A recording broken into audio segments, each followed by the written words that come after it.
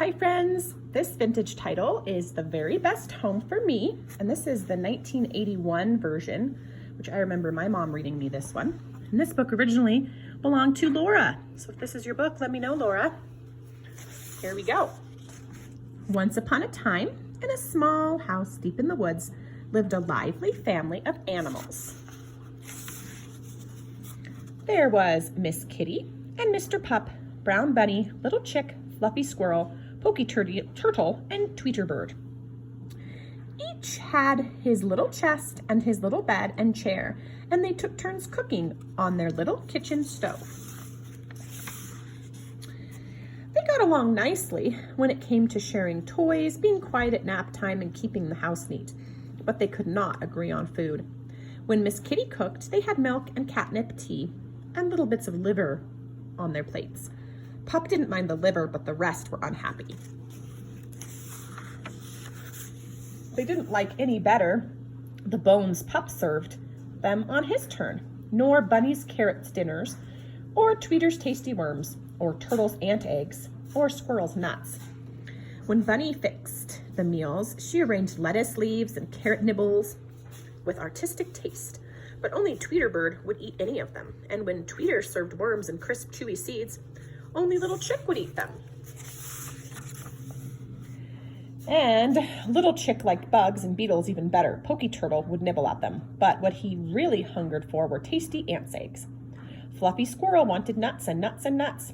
Without his sharp teeth and his firm paws, the others could not get a nibble from a nut, so they all went hungry when Fluffy got the meals.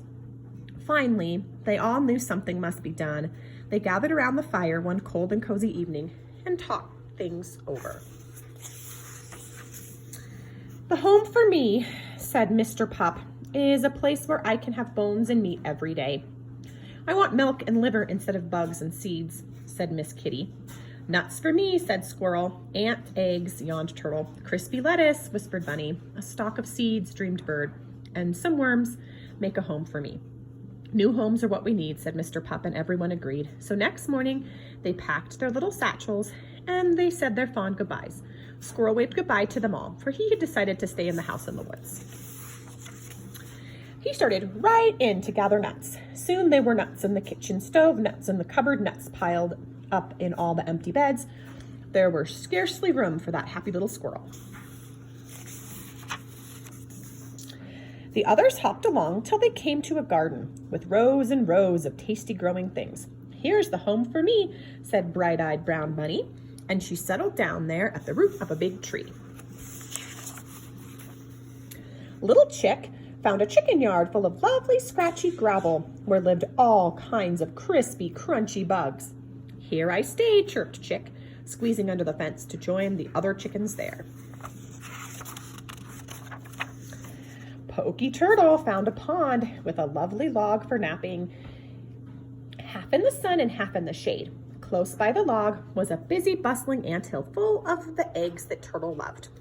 Tweeter Bird found a nest in a tree above the pond where he could see the world, the seeds on the grasses and the worms on the ground. This is the home for me, said Bird happily.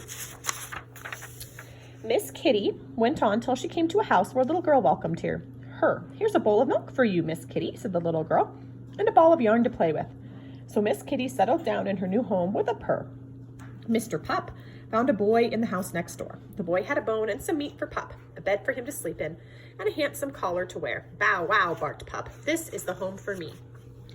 That night, each one said as he went to sleep, at last I found the best home of all, the very, very best home for me.